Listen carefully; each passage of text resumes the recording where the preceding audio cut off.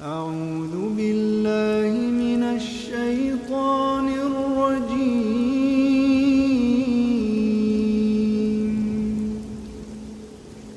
بسم الله الرحمن الرحيم.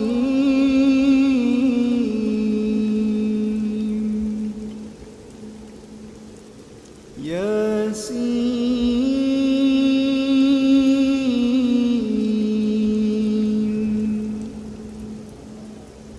والقرآن الحكيم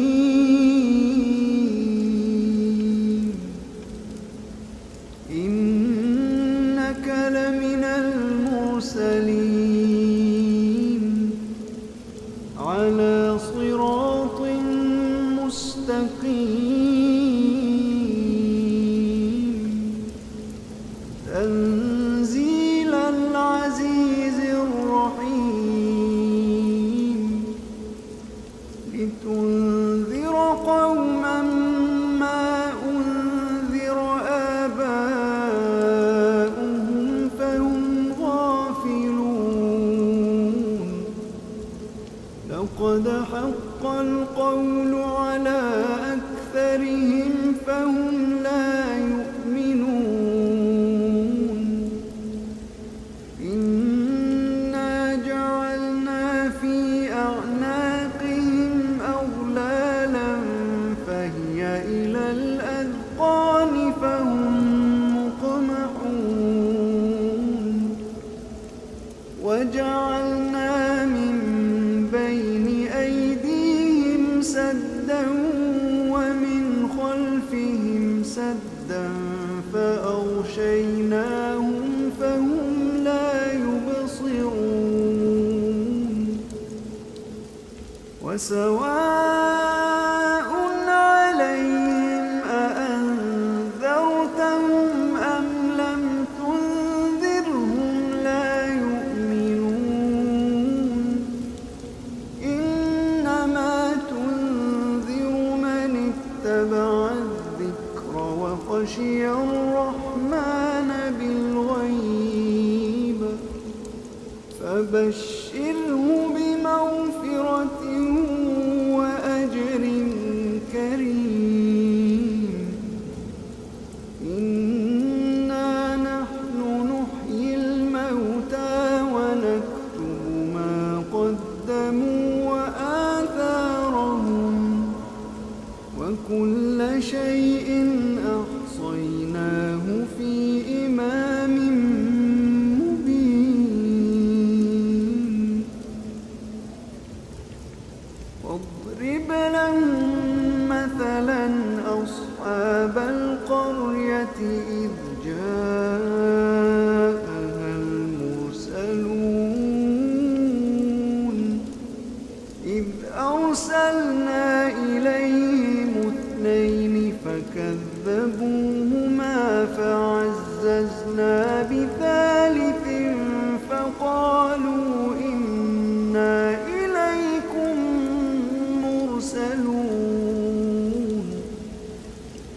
قالوا ما أنتم إلا بشر مثلنا وما أنزل الرحمن من شيء إن أنتم إلا تكذبون قالوا ربنا يعلم إنا إليكم لمرسلون وما علينا إلا البلاغ المبين قالوا إنا تطيرنا بكم لئن لم تنتهوا لنرجمنكم وليمسنكم منا عذاب أليم قالوا طائركم معكم أئن ذكرتم بل أنتم قوم مسرفون وجاء من أقصى المدينة رجل يسعى قال يا قوم اتبعوا المرسلين اتبعوا من لا يسألكم أجرا وهم مهتدون وما لي لا أعبد الذي فطرني وإليه ترجعون أأتخذ من دونه آلهة إن يردني الرحمن بضر لا تغن عني شفاعتهم شيئا ولا ينقذون إني إذا لفي ضلال مبين إني آمنت بربكم فاسمعون قيل ادخل الجنة قال يا ليت قومي يعلمون بما غفر لي ربي وجعلني من المكرمين وما أنزلنا على قومه من بعده من جند من السماء وما كنا منزلين إن كانت إلا صيحة واحدة فإذا هم خامدون يا حسرة على العباد ما يأتيهم من رسول إلا كانوا به يستهزئون ألم يروا كم أهلكنا قبلهم من القرون أنهم إليهم لا يرجعون وإن كل لما جميع لدينا محضرون وآية لهم الأرض الميتة أحييناها وأخرجنا منها حبا فمنه يأكلون وجعلنا فيها جنات من نخيل وأعناب وفجرنا فيها من العيون ليأكلوا من ثمره وما عملته أيديهم أفلا يشكرون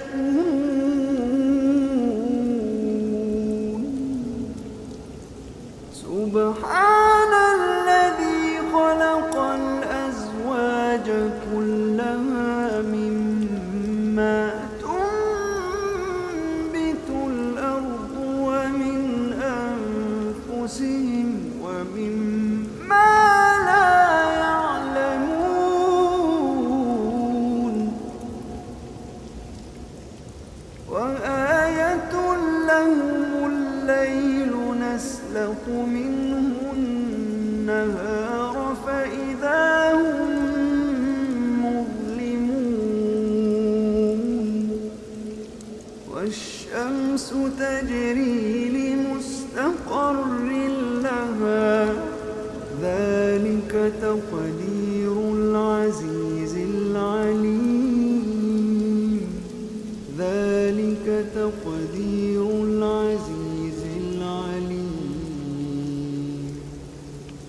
والقمر قدرناه منازل حتى عاد كالعرجون القديم لا الشمس ينبغي لها أن تدرك القمر ولا الليل سابق النهار وكل في فلك يسبحون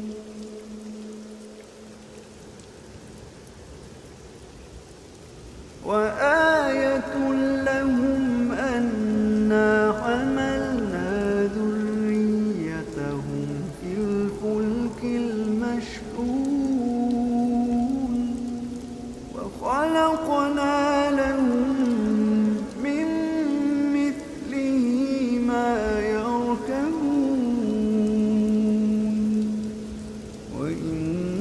نشأ نغرقهم فلا صريخ لهم ولا هم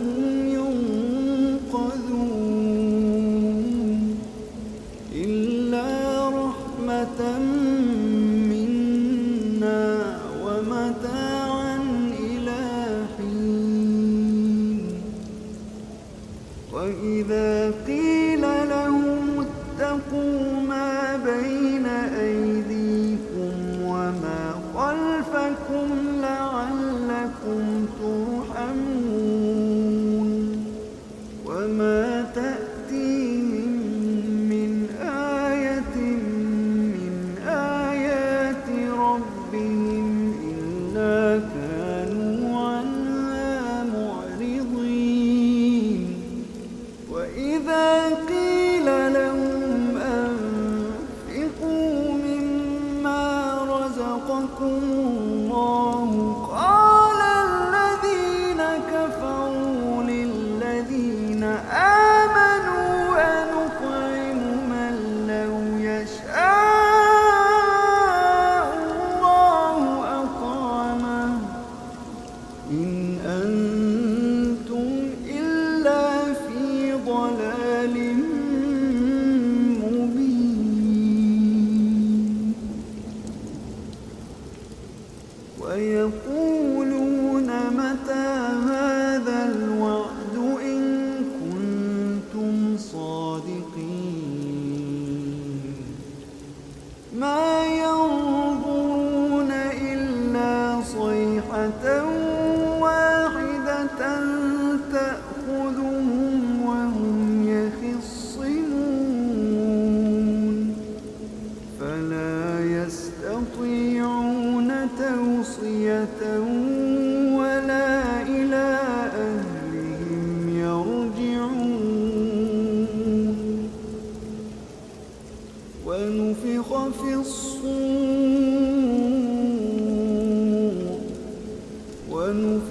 في الصور فإذا هم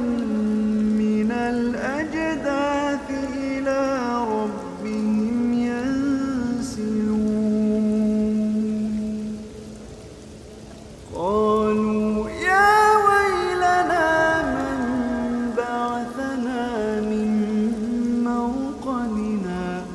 هذا ما وعد الرحمن وصدق المرسلون إن كانت إلا صيحة واحدة فإذا هم جميع لدينا محضرون فاليوم لا تظلم نفس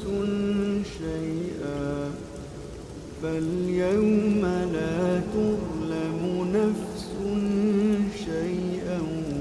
ولا تجزون إلا ما كنتم تعملون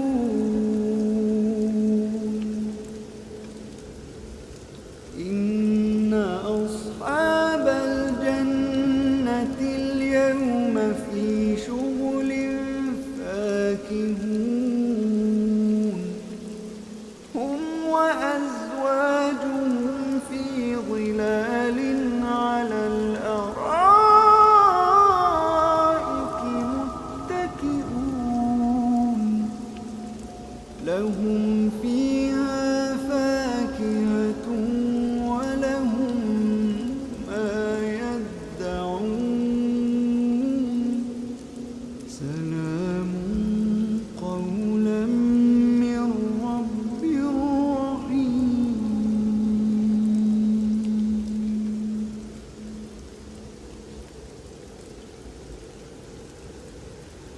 وامتازوا اليوم أيها المجرمون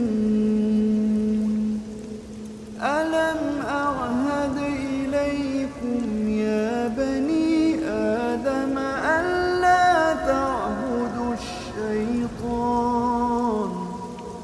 إنه لكم عدو مبين وأن اعبدوني هذا صراط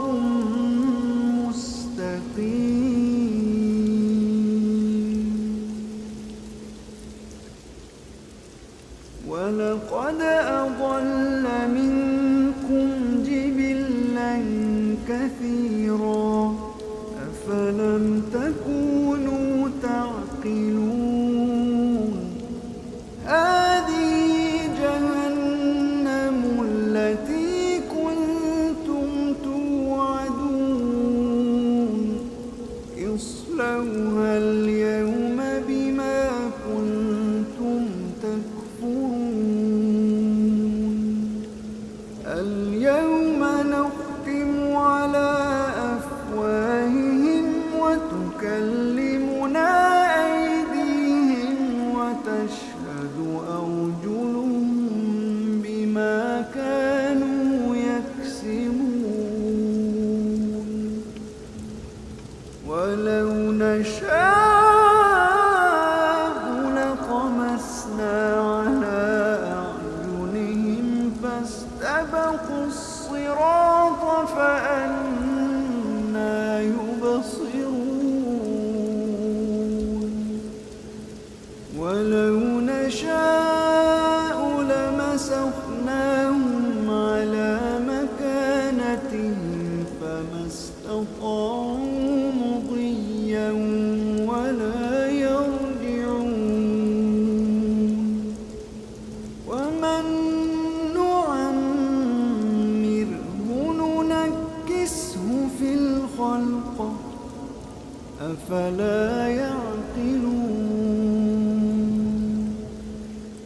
وما علمناه الشعر وما ينبغي له إن هو إلا ذكر وقرآن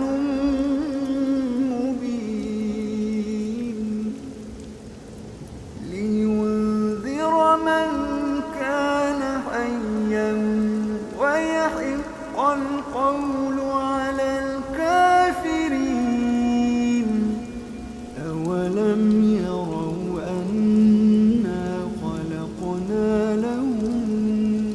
مما عملت أيدينا أنعاما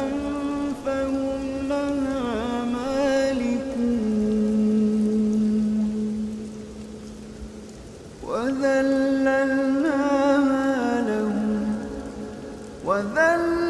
وذللناها لهم فمنها ركوبهم ومنها يأكلون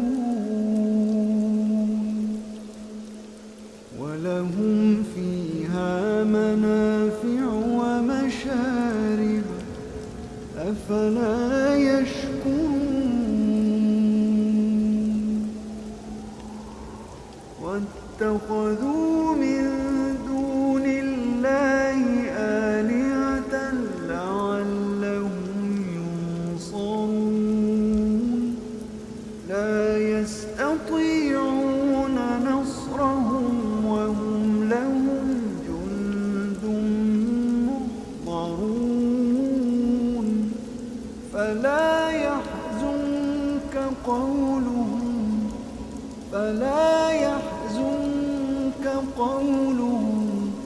فلا يحزنك قولهم إنا نعلم ما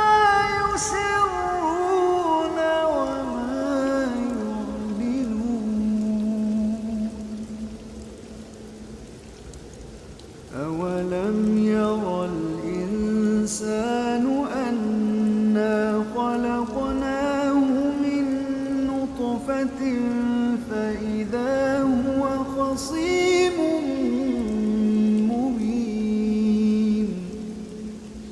ضرب لنا مثلا ونسي خلقه قال من يحيي العظام وهي رميم قل يحييها الذي أنشأها أول مرة قل يحييها الذي أنشأها أول مرة وهو بكل خلق عليم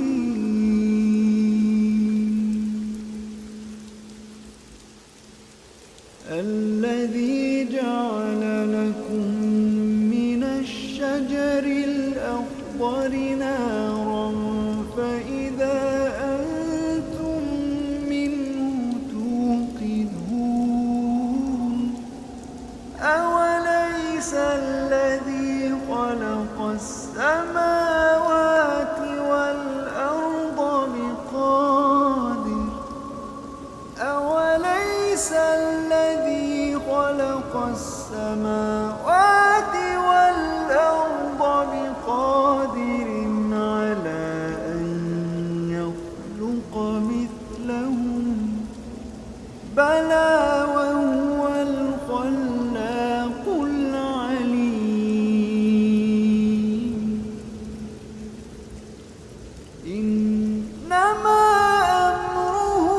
إذا أراد شيئا أن يقول له كن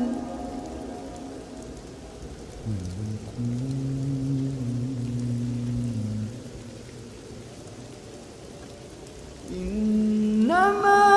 أمره إذا أراد شيئا أن يقول له كن فيكون فسبحان الذي بيده ملكوت كل شيء وإليه ترجعون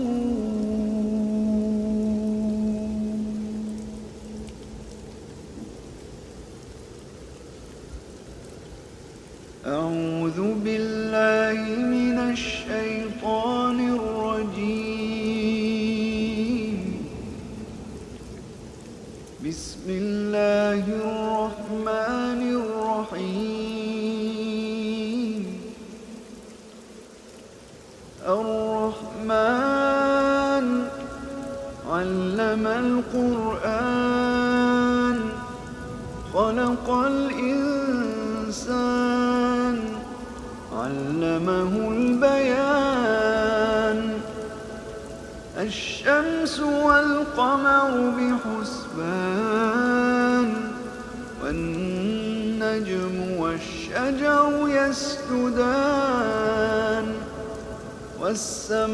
والسماء رفعها ووضع الميزان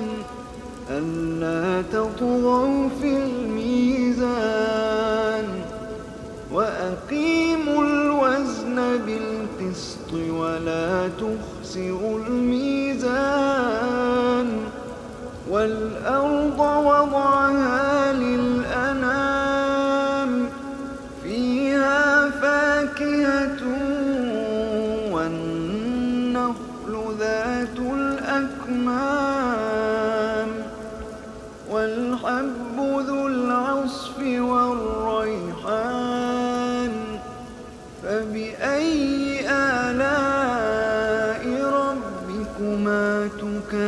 تكذبان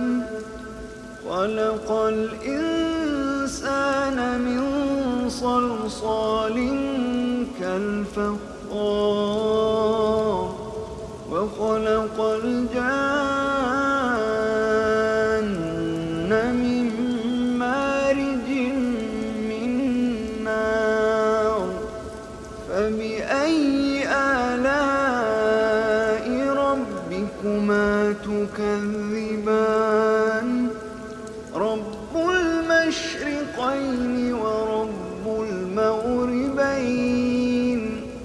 فبأي آلاء ربكما تكذبان مرج البحرين يلتقيان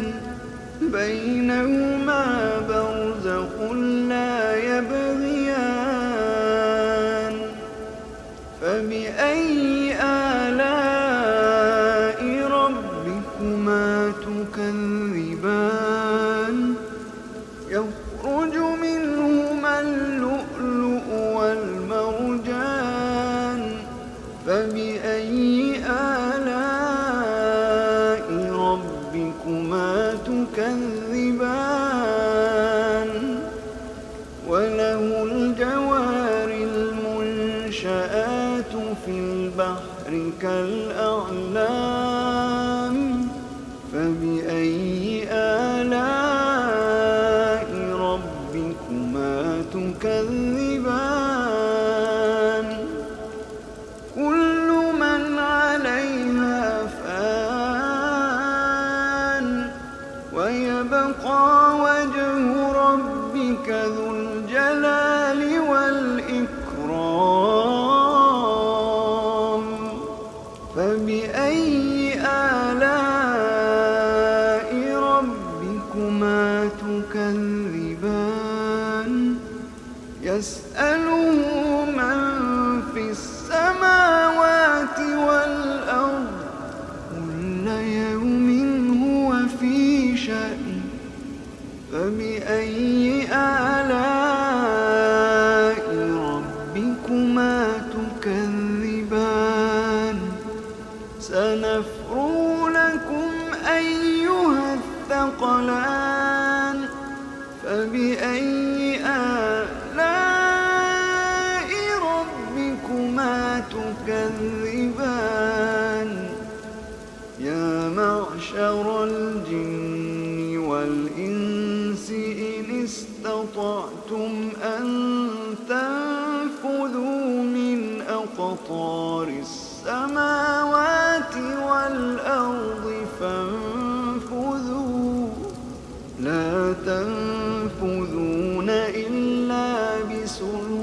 بسلطان فبأي آلاء ربكما تكذبان يرسل عليكما شواظ من نار ونحاس فلا تنتصران فبأي آلاء ربكما تكذبان فإذا انشقت السماء فكانت وردة كالدهان فبأي آلاء ربكما تكذبان فيومئذ لا يسأل عن ذنبه إنس ولا جان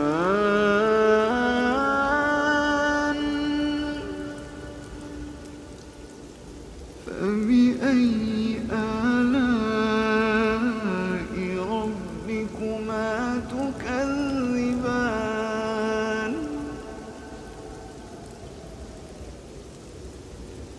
يعرف المجرمون بسيماهم فيؤخذ بالنواصي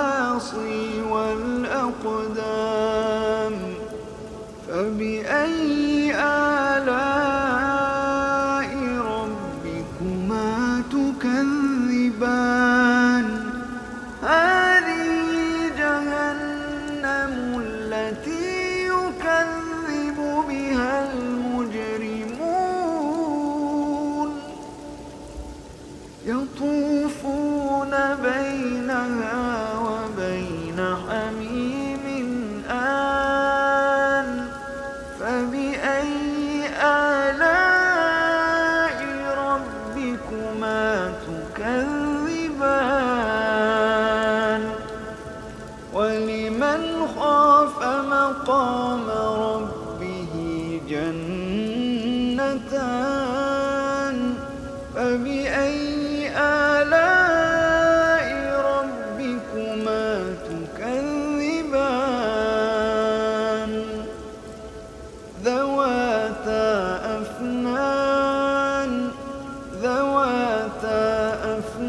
أفنان فبأي آلاء ربكما تكذبان فيهما عينان تجريان فبأي آلاء ربكما تكذبان فيهما من كل فاكهة زوجان فبأي آلاء ربكما تكذبان متكئين على فرش بطائنها من استبرق وجنى الجنتين دان فبأي آلاء ربكما تكذبان فيهن قاصرات الطرف لم يطمثهن إنس قبلهم ولا جان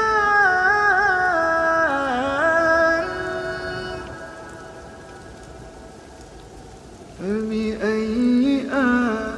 آلاء ربكما تكذبان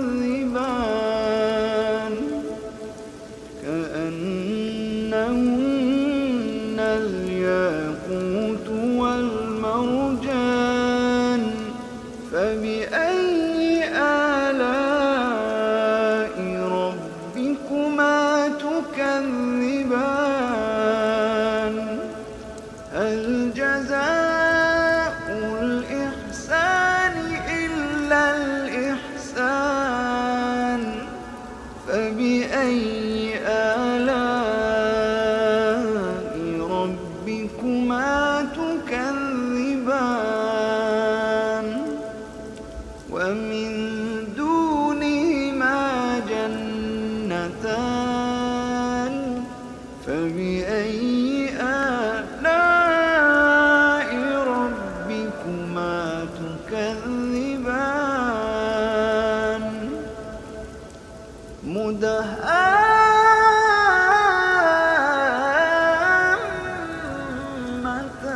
مدهامتان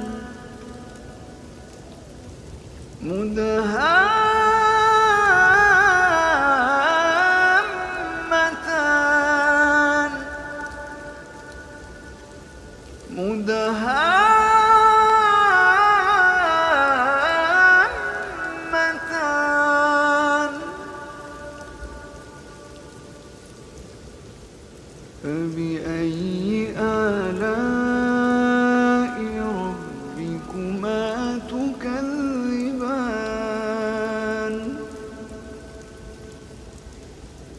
فيهما عينان نضاختان فيهما عينان نضاختان فبأي آلاء ربكما تكذبان فيهما فاكهة ونخل ورمان فبأي آلاء ربكما تكذبان فيهن خيرات حسان فبأي آلاء ربكما تكذبان حور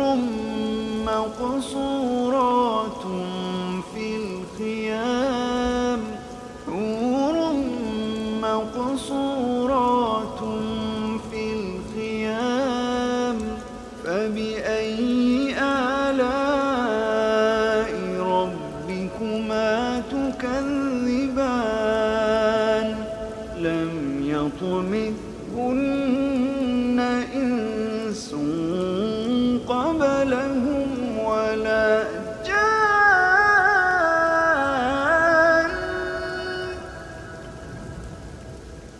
فبأي آلاء ربكما تكذبان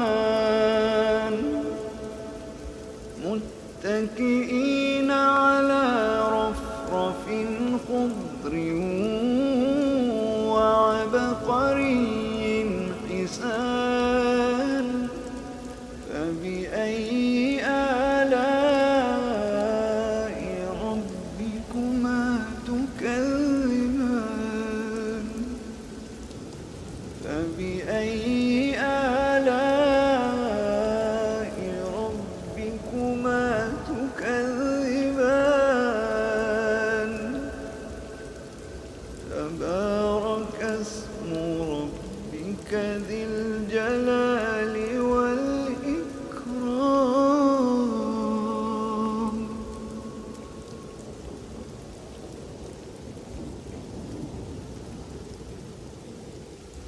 أعوذ بالله من الشيطان الرجيم.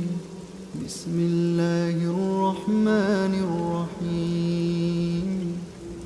إذا وقعت الواقعة ليس لوقعتها كاذبة خافضة رافعة إذا رجت الأرض رجا وبست الجبال بسا فكانت هباء منبثا وكنتم أزواجا ثلاثة فأصحاب الميمنة ما أصحاب الميمنة وأصحاب المشأمة ما أصحاب المشأمة والسابقون السابقون أولئك المقربون في جنات النعيم ثلة من الأولين وقليل من الآخرين على سرر موضونة متكئين عليها متقابلين يطوف عليهم ولدان مخلدون بأكواب وأباريق وكأس من معين لا يصدعون عنها ولا ينزفون وفاكهة مما يتخيرون ولحم طير مما يشتهون وحور عين كأمثال اللؤلؤ المكنون جزاء بما كانوا يعملون لا يسمعون فيها لغوا ولا تأثيما إلا قيلا سلاما سلاما وأصحاب اليمين ما أصحاب اليمين في سدر مخضود وطلح منضود وظل ممدود وماء مسكوب وفاكهة كثيرة لا مقطوعة ولا ممنوعة وفرش مرفوعة إنا أنشأناهن إنشاء فجعلناهن أبكارا عربا أترابا لأصحاب اليمين ثلة من الأولين وثلة من الآخرين وأصحاب الشمال ما أصحاب الشمال في سموم وحميم وظل من يحموم لا بارد ولا كريم إنهم كانوا قبل وكانوا يصرون على الحنث العظيم وكانوا يقولون أئذا متنا وكنا ترابا وعظاما أئنا لمبعوثون أوآباؤنا الأولون قل إن الأولين والآخرين لمجموعون إلى ميقات يوم معلوم ثم إنكم أيها الضالون المكذبون لآكلون من شجر من زقوم فمالئون منها البطون فشاربون عليه من الحميم فشاربون شرب الهيم هذا نزلهم يوم الدين نحن خلقناكم فلولا تصدقون أفرأيتم ما تمنون أأنتم تخلقونه أم نحن الخالقون نحن قدرنا بينكم الموت وما نحن بمسبوقين على أن نبدل أمثالكم وننشئكم فيما لا تعلمون ولقد علمتم النشأة الأولى فلولا تذكرون أفرأيتم ما تحرثون أأنتم تزرعونه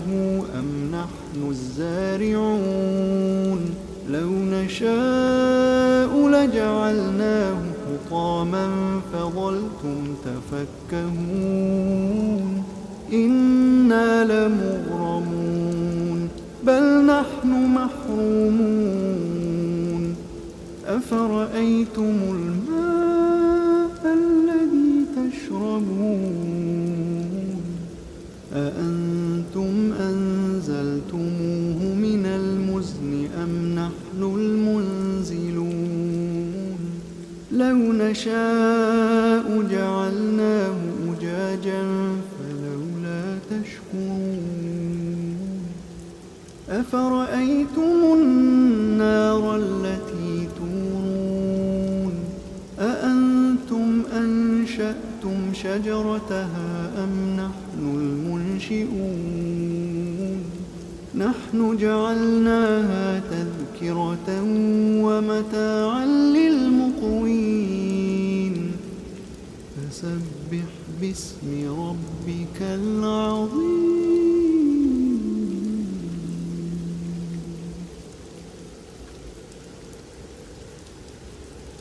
فلا أقسم بمواقع النجوم وإنه لقسم لو تعلمون عظيم إنه لقرآن كريم في كتاب مكنون لا يمسه إلا المطهرون تنزيل من رب العالمين أفبهذا الحديث أنتم مدهنون وتجعلون رزقكم أنكم تكذبون فلولا إذا بلغت الحلقوم وأنتم حينئذ تنظرون ونحن أقرب إليه منكم ولكن لا تبصرون فلولا إن كنتم غير مدينين ترجعونها إن كنتم صادقين فأما إن كان من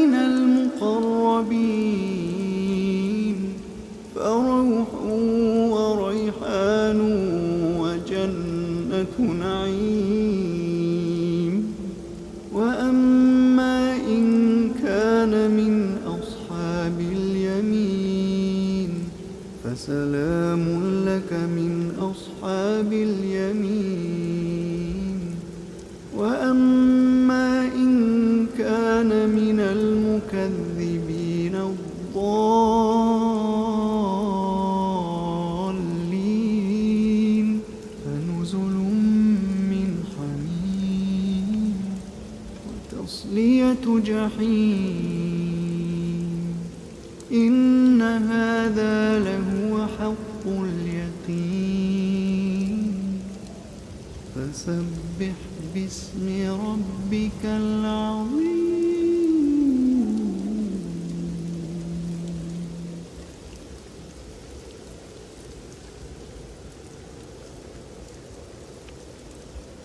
أعوذ بالله من الشيطان الرجيم بسم الله الرحمن الرحيم تبارك الذي بيده الملك وهو على كل شيء قدير الذي خلق الموت والحياة ليبلوكم أيكم أحسن عملا وهو العزيز الغفور الذي خلق 7 سماوات طباقا ما ترى في خلق الرحمن من تفاوت فارجع البصر هل ترى من فطور ثم ارجع البصر كرتين ينقلب إليك البصر خاسئا وهو حسير ولقد زينا السماء الدنيا بمصابيح وجعلناها رجوما للشياطين وأعتدنا لهم عذاب السعير وللذين كفروا بربهم عذاب جهنم وبئس المصير إذا ألقوا فيها سمعوا لها شهيقا وهي تفور تكاد تميز من الغيظ كلما ألقي فيها فوج سألهم خزنتها ألم يأتكم نذير قالوا بلى قد جاءنا نذير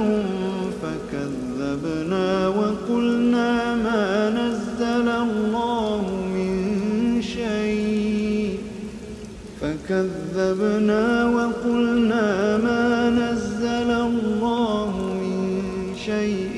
إن أنتم إلا في ضلال كبير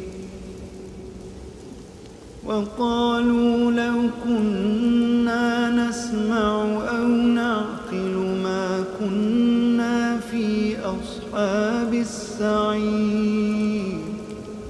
فاعترفوا بذنبهم فسحقا لأصحاب السعير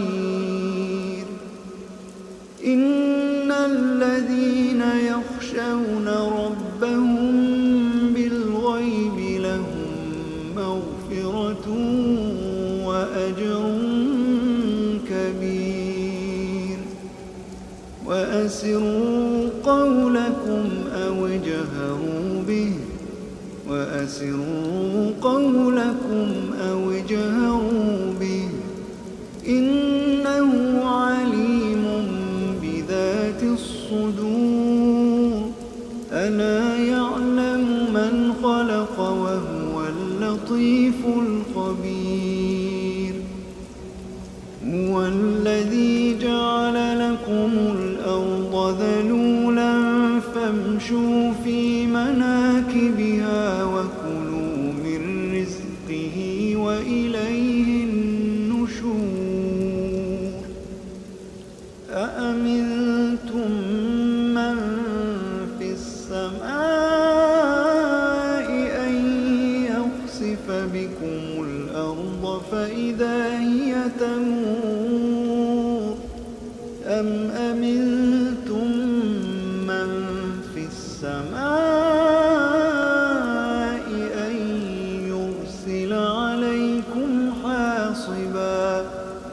فستعلمون كيف نذير ولقد كذب الذين من قبلهم فكيف كان نكير أولم يروا إلى الطير فوقهم صافات ويقبض ما يمسكهن إلا الرحمن إنه بكل شيء بصير أمن هذا الذي هو جند لكم ينصركم من دون الرحمن إن الكافرون إلا في غرور إن الكافرون إلا في غرور أمن هذا الذي يرزقكم إن أمسك رزقه بل لجوا في عتو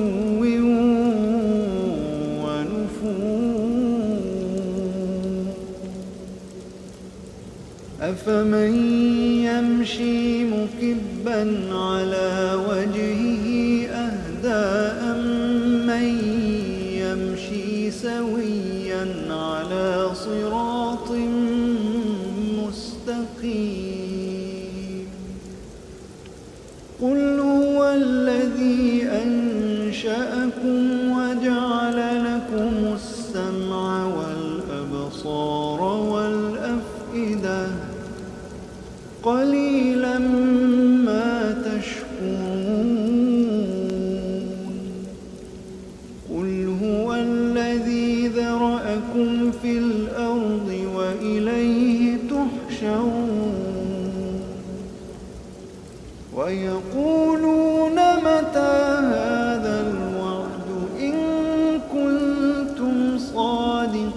صادقين قل إنما العلم عند الله وإنما أنا نذير مبين فلما رأوه زلفة سيئت وجوه الذين كفروا وقيل هذا الذي كنتم به تدعون قل أرأيتم إن أهلكني الله ومن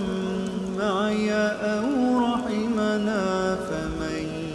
يجير الكافرين من عذاب أليم قل هو الرحمن آمنا قل هو الرحمن قل هو الرحمن آمنا به وعليه توكلنا فستعلمون من هو في ضلال مبين قل أرأيتم إن أصبح ماؤكم